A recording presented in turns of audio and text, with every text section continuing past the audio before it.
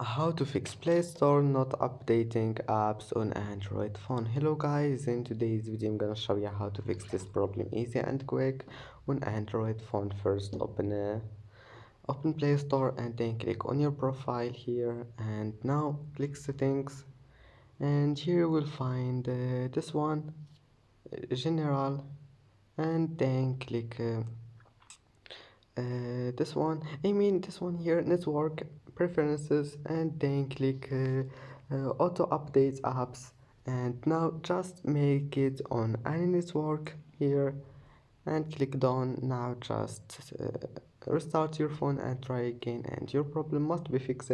And that's it for today's video. Don't forget to like and subscribe, and see you in the next video.